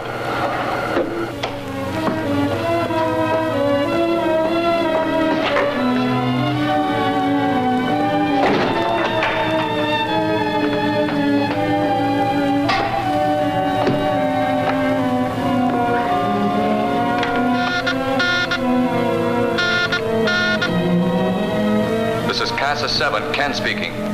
Brinkman here. Go ahead, Ken. The orbit jet just reported. Approaching Casa 7. Do you hear me? Tell him to contact you for instructions after the orbit jet lands. Contact me for instructions after the orbit jet lands. Brinkman, is everything going as planned? Everything's just fine. Out. You mean everything's ruined by your stupidity? Do we have to go into that again? I arrive on Pra and find Rocky Jones has made fools of the whole lot of you. He just vanished right in front of our eyes. What can you do against a secret like that? You can find out what the secret is and use it yourself. But you let him slip right through your fingers. Let's not make a big argument out of it, Atlasan. Rocky's gone. What we have to find out is how do we get him back? Until we dispose of him, our very profitable traffic in United Planet spaceships and their valuable cargoes is finished. You should have let us finish them the way we wanted to. My orders stand. I want Rocky Jones alive. Why, Cleolanta? I just don't understand. You don't have to understand, Rinkman. Now concentrate on these orders. I want Casa 7 taken. No, that's not a bad idea. And not too difficult to accomplish. Instruct our agent Ken to immobilize their defenses. Casa 7 should be a sitting duck. We take it over and all the valuable equipment and material. Don't fail this time. We're returning to Ophiuchus. One thing more. You'll not be welcome in Ophiuchus until you bring Rocky Jones as a prisoner.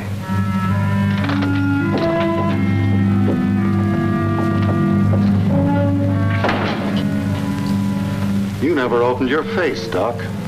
Well, why waste words? We are in the unfortunate position of being obliged to do Cleolanta's dirty work. But if we take over Casa 7 and lay hands on Rocky Jones, we'll do the dictating. Right now, we have to wait for word from Ken.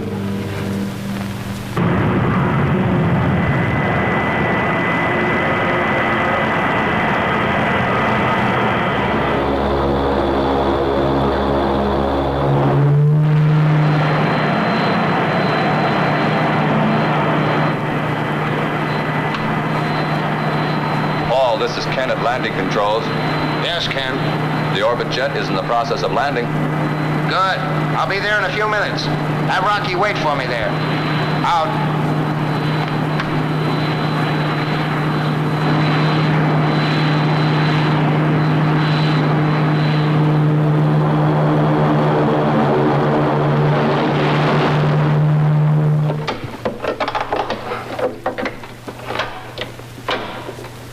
Well, all safe and shipshape thanks to Professor Newton's cold light. Oh, Winky. Give me all the details on the operation of the cold light for a report to Professor Newton. Will do. You know, I'll bet those space buzzards on Pra are still dizzy trying to figure out what made the orbit jet invisible. I think we can depend on them trying to find out. That's what I like about you. You're so cheerful. Come on, Winky. Paul's probably waiting for us.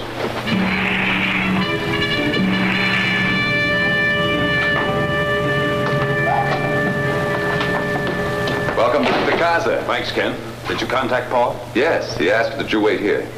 Have any message come through from Secretary Drake? This arrived just after you blasted off for Prague. Thank you.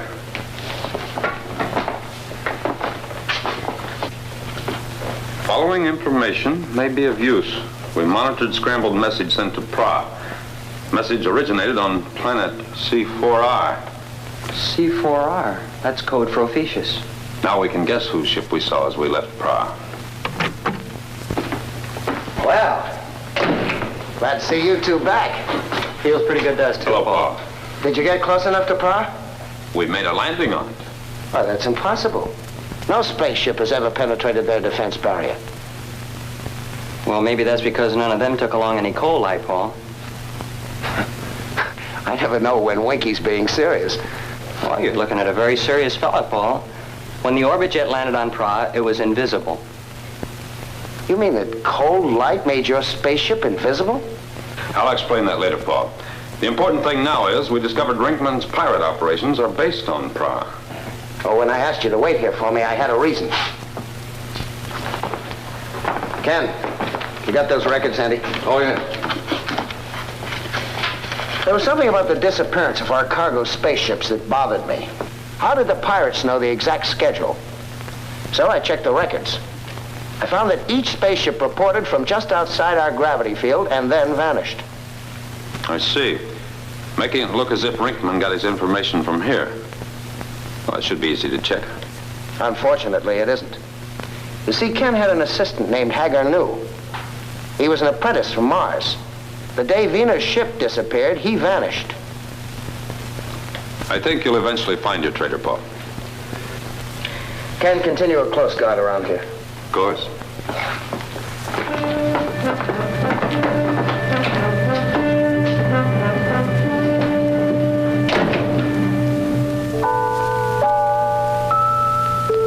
Sleepy little fella nodding in my arms. Couldn't keep your head up if you tried. Take your ship of slumber where nothing harms a ranger boy who's on a starfield ride. All the sky is winking and blinking a sleepy little lullaby as deeper still we fly.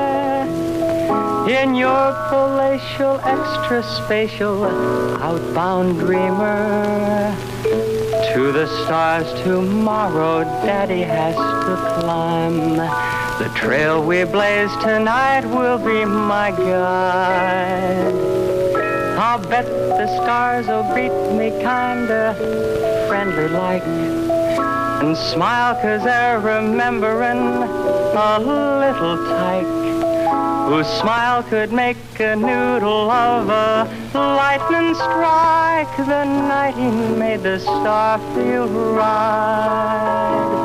The night he made the starfield ride.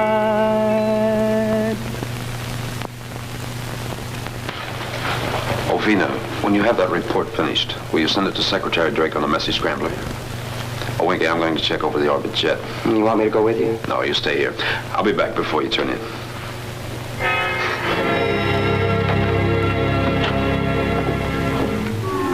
Brakeman, I also cut power on all defense units. Can we come in for a landing? I'll stand by at Central Station. I'll bring you in by ground control. Don't let Rocky Jones blast off before we arrive. He won't find the orbit jet. I switched on the invisibility equipment. That's the equipment we want. It's here, ready to be taken. Somebody's coming. Out.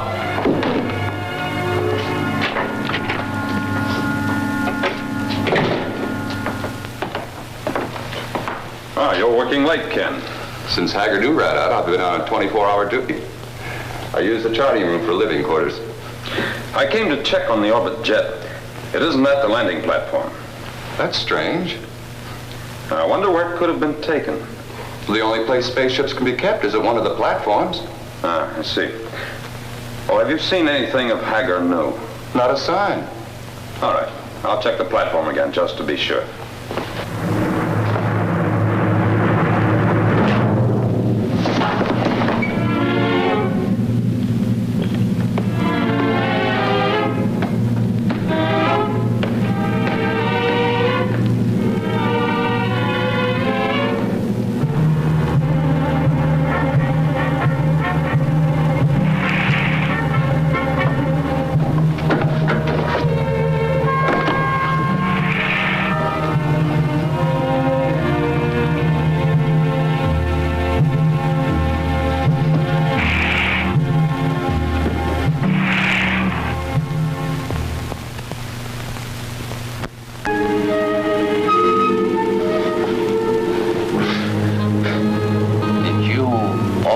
Catch up with the traitor, Ken.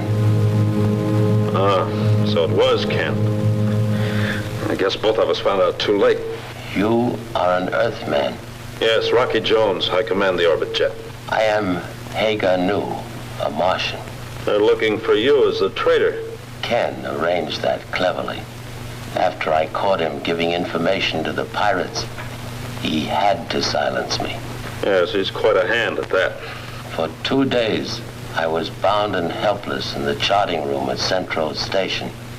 Yesterday, I was put into a deep sleep, found myself here. We're on my ship, the orbit jet.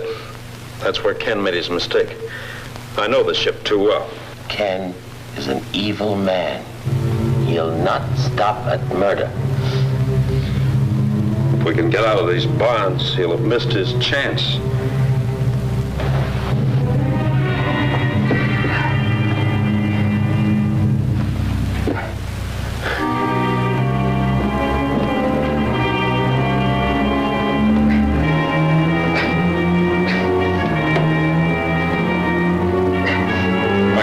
These bonds, I may be able to slip them over my wrists.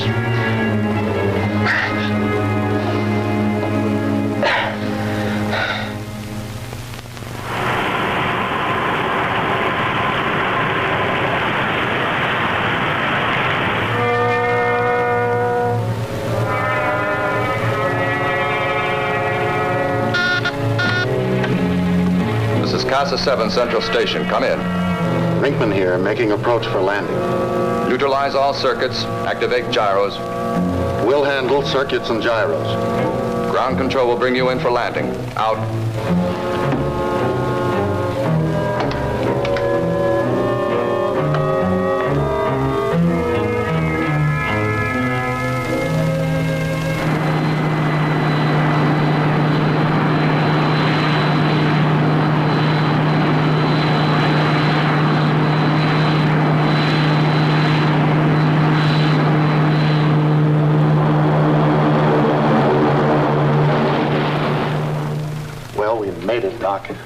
Now we have to take over Casa 7. And do it fast. Get Markov and Lincoln here.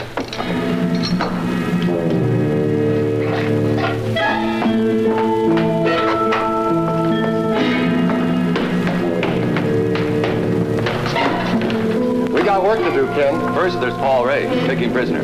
He's head of the entire project at Casa 7. Then what? After that, it'll be easy. Where do we find this Paul Ray? I'll show you.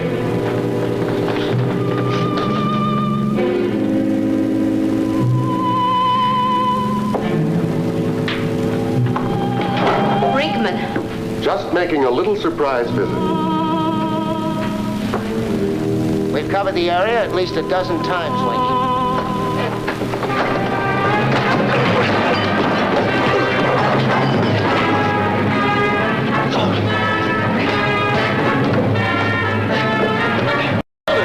I'll use this. I said hold it. We're taking charge here, and if you don't think so, I'll give you a taste of this. I think it's slipping loose.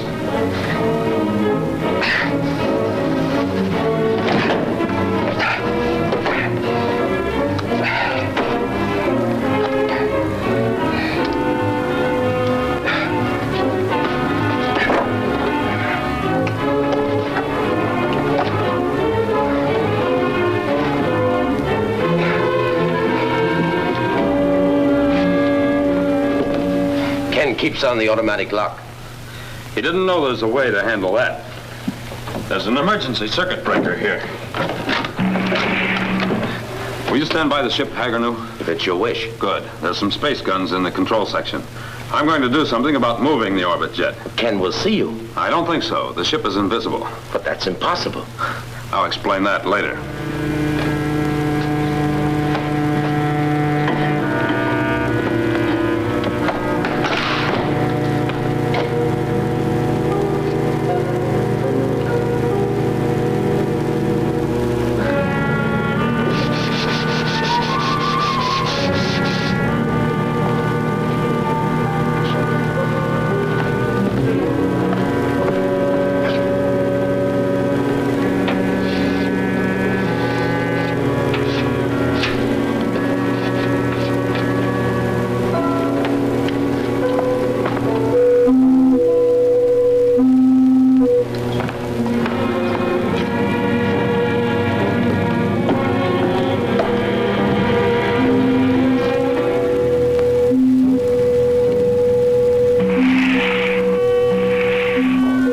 Jet is invisible.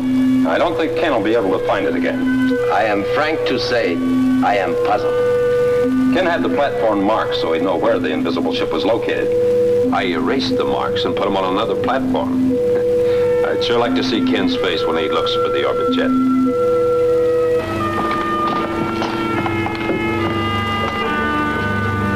The orbit jet's invisible. I marked the platform. Come on.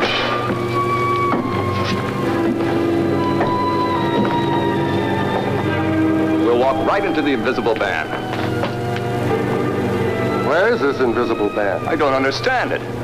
You sure you know what you're doing? I left the ship right here. Twice I've gone aboard.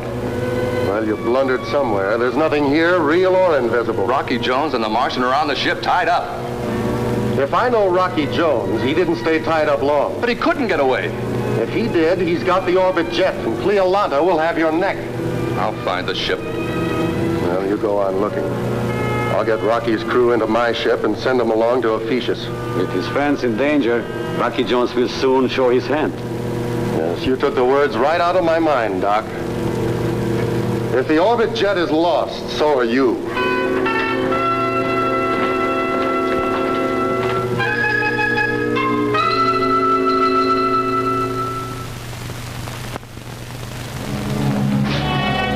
Were you looking for me, Ken?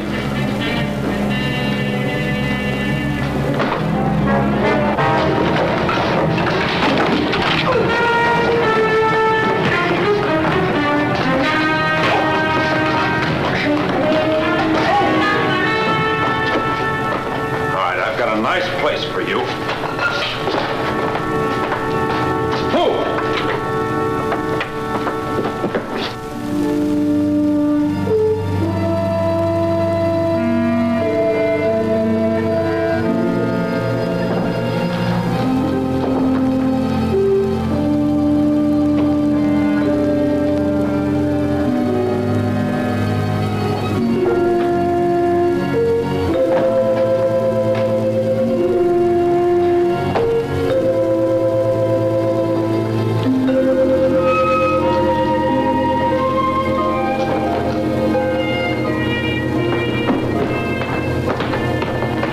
it.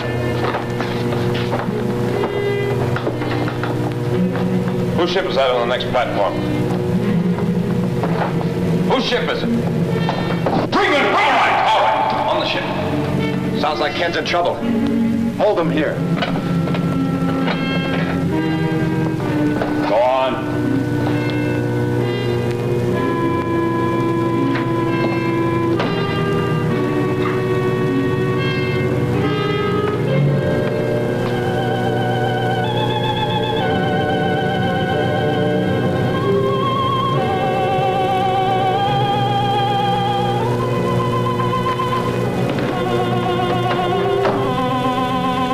Nobody's in sight. Lock them in the rear section. They've got a long journey ahead. Right, let's go. Link, get ready to take off for Ephesus. Doc will go along as navigator. When will we blast off? As soon as I contact Cleolanta and explain things, I'll give you the word. Markov and I'll be using Paul Ray's quarters.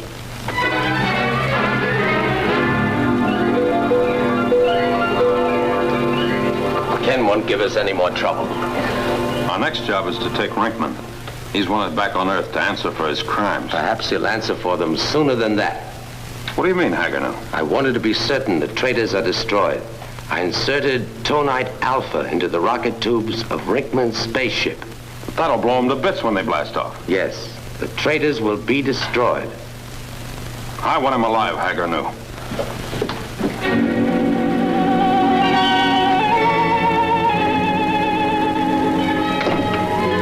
Winky, Paul.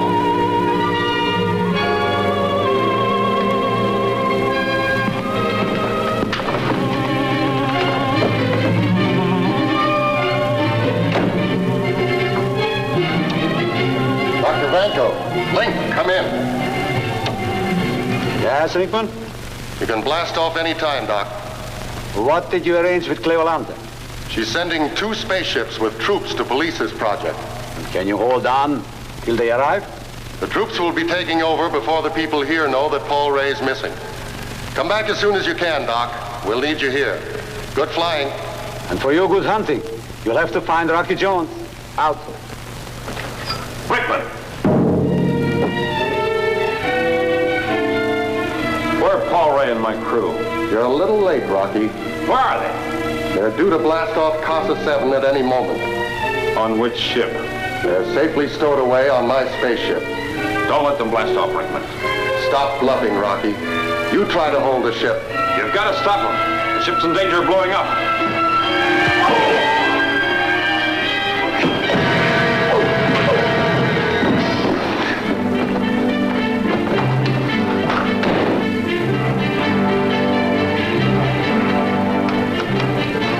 Starboard rocket.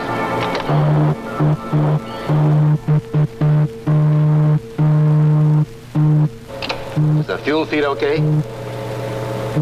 Yeah, it registers. Try the starboard rocket again.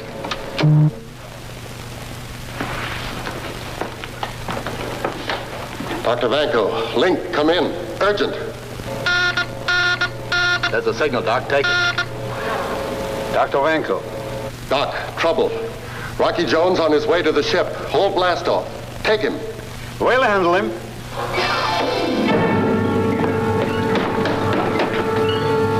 Doctor's here.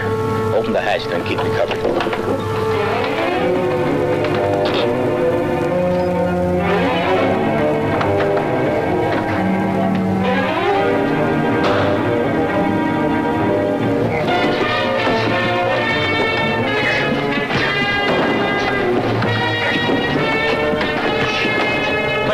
This one's mine.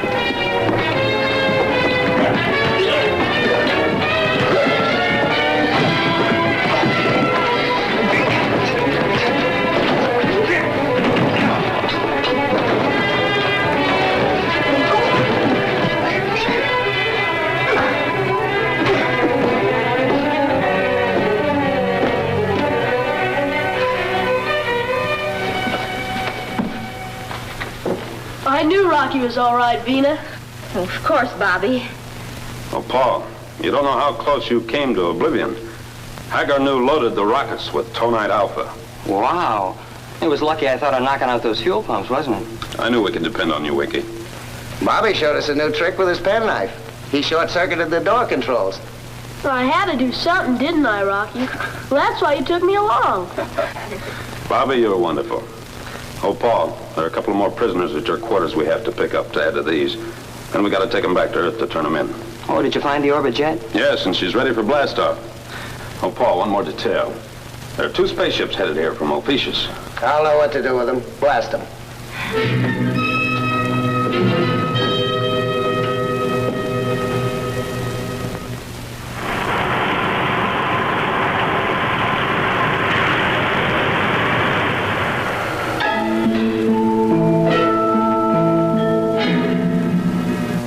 Hey, Rocky, what time do we land on Earth with our cargo of traders? About 1900 Earth time. Oh, wonderful. Hey, how about using the astrophone? I've already reported to Secretary Drake. Yeah, well, you see, I wanted to call Betty. I want to see if she's still waiting for me at the bandstand in Central Park. Oh, now, lay off. I'll ask her if she has a friend for you.